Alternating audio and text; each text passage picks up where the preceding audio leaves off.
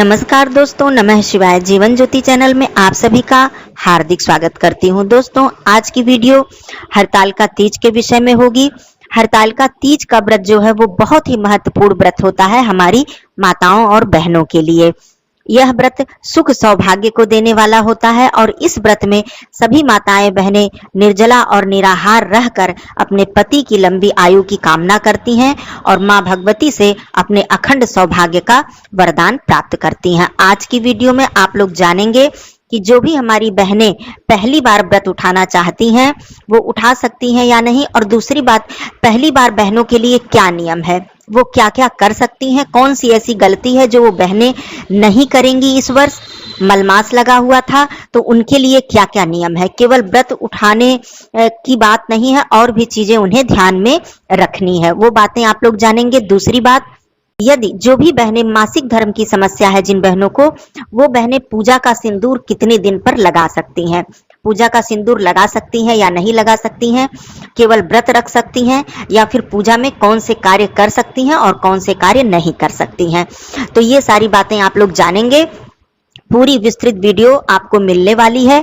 साथ में जो पूजा का शुभ मुहूर्त है, तिथि कब से कब तक है, ये स्क्रीन पे आपको पूरा डिटेल दे दूंगी, आप लोग नोट कर लीजिएगा। आइए आगे बढ़ते हैं। सारी जानकारी के लिए आप लोग वीडियो में अंत तक बने रहिएगा। चैनल पे पहली बार हैं तो चैनल को सब्सक्राइब कर लीजिएगा।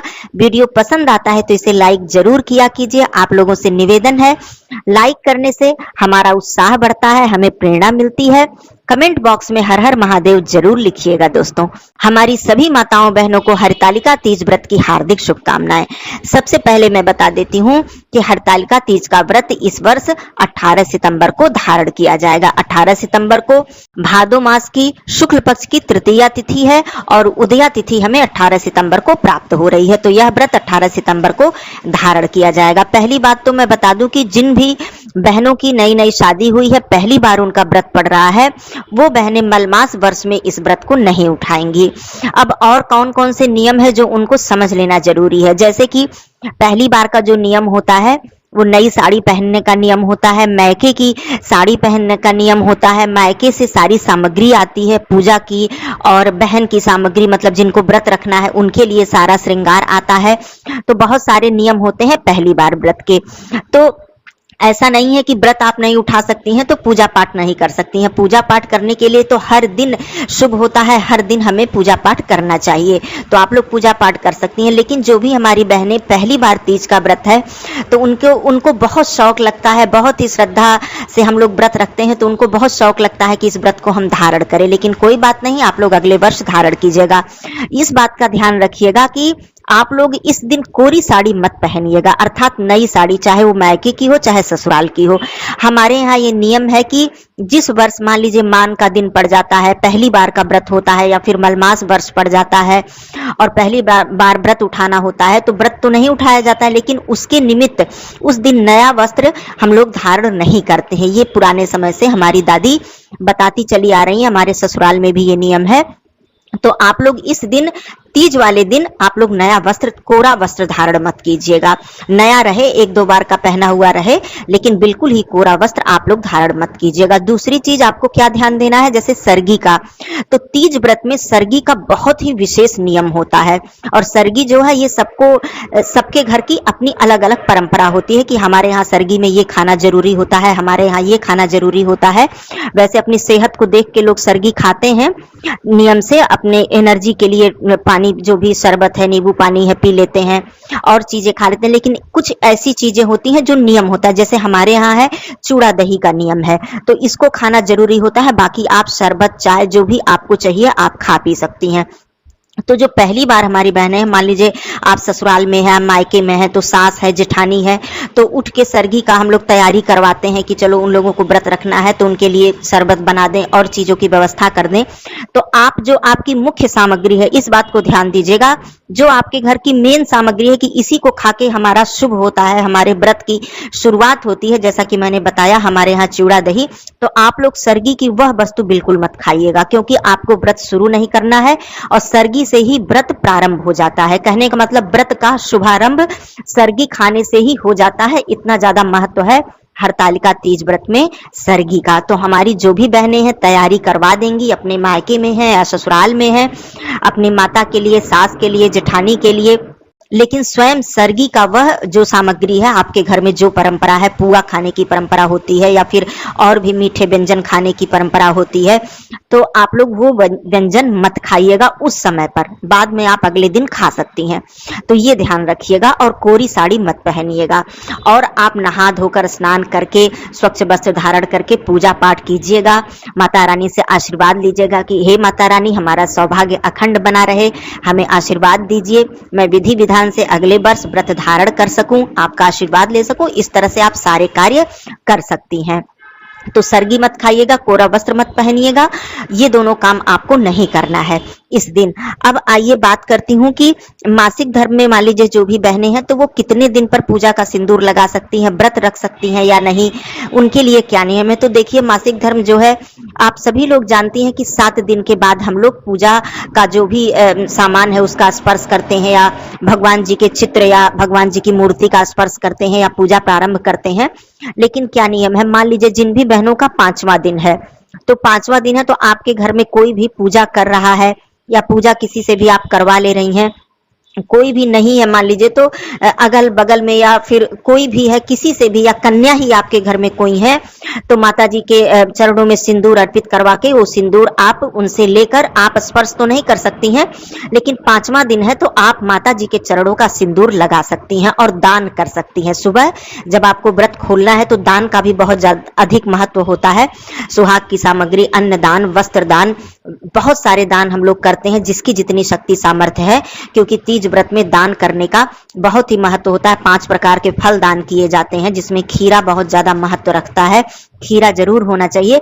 तो ये सारी चीजें तो 5वें दिन आप दान कर सकती हैं, उससे पहले आपको दान नहीं करना है। चौथे दिन यदि आप स्वच्छ हैं तो चौथे दिन भी दान कर सकती हैं, और चौथे दिन से लेकर आप दान कर सकती हैं, लेकिन यदि आप स्वच्छ नहीं हैं तो आप चौथे दिन भी दान मत करिएगा। अपने निमित्त आप किसी से, अपने पति से, अपने बच्चे से, या घर में आपके और कोई महिला है तो आप दान करवा लीजिएगा।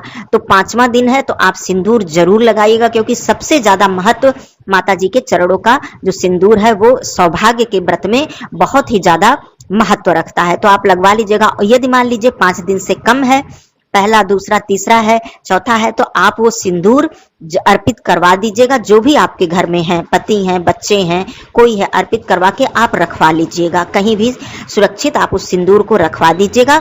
और जब आपका 5वां दिन हो या 7वां दिन हो तो सबसे पहले आप स्वच्छ होने के बाद सबसे पहले बाल को धोकर आप माता जी के चरणों का सिंदूर लगाइएगा। मासिक धर्म का ये नियम है, आप लोग ये कार्य जरूर कर लीजिएगा। और मान लीजिए पहला, दूसरा, तीसरा दिन है तो दान भी आपको नहीं करना है, तो आप दान अपने निमित्त किसी से दान जरूर करवा दीजिएगा, क्योंकि दान किए बिना आप जल ग्रहण नहीं कर सकती हैं, ये नियम होता है। तो यह भी कार्य आप दूसरे से करवा लीजिएगा। 5वां दिन है तो आप स्वयं दान कर दीजिएगा। मासिक धर्म का ये पूरा नियम मैंने बता दिया, इस प्रकार से आप व्रत धारण कर सकती हैं।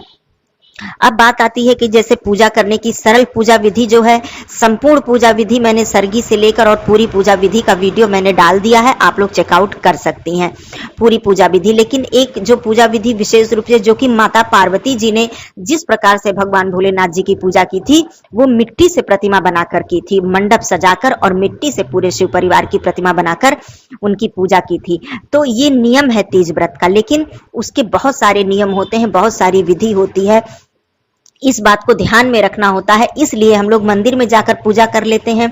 यदि आप कर सकती हैं सांकेतिक प्रतिमा या सुंदर जैसे भी प्रतिमा आप बना सकती हैं, कुछ लोग तो बहुत ही सुंदर प्रतिमा बना लेते हैं, तो आप जरूर बनाइएगा, लेकिन पवित्र स्थान की मिट्टी हो, उसमें स्वच्छ जैसे गंगा जल आप मिलाकर, मक्खन मिलाकर, गुलाब जल मिलाकर और चंदन मिलाकर, बहुत सारी चीजों को अच्छे से मिलाकर पवित्र करके उसे मिट्टी से पूरी प्रतिमा आप शिव जी की, माता पार्वती जी की, गणेश भगवान जी की, कार्तिकेय भगवान जी की, नंदी जी की प्रतिमा बनाकर और एक छोटा मंडप आप सजाकर चौकी स्थापित करके वहां पर प्रतिमा स्थापित करके पूजा करने का बहुत ही ज्यादा पुण्य मिलता है, बहुत ही ज्यादा विशेष विधान है।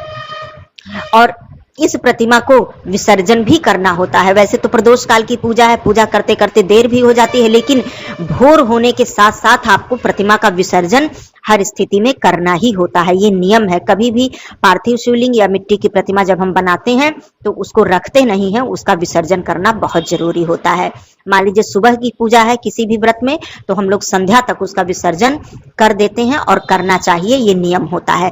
तो मिट्टी की प्रतिमा बनाती हैं तो उसके बहुत सारे नियम है, तो आपको ध्यान में रखना पड़ेगा। वैसे माताएं बहनें निर्जला व्रत रखती हैं, तो यदि नहीं हो पाता है तो मंदिर में जाकर पूजा हम लोग कर लेते हैं। दूसरी चीज, कथा कब पढ़ें?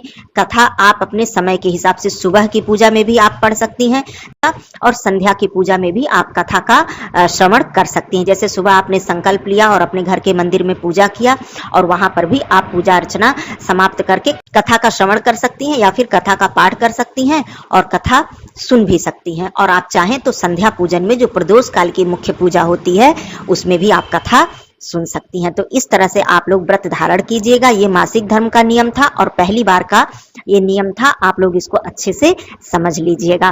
फिर भी कोई प्रश्न आपके मन में है, और भी वीडियो आएंगी, उससे भी आपको बहुत सारी जानकारी मिलेंगी। आप लोग चैनल को जरूर सब्सक्राइब कर लीजिएगा, जिससे कि आपको आने वाली आगे वीडियो मिलती रहे समय समय पर।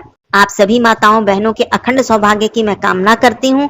फिर मिलती हूँ अगले वीडियो में, तब तक के लिए धन्यवाद। नमः शिवाय, हर हर महादेव।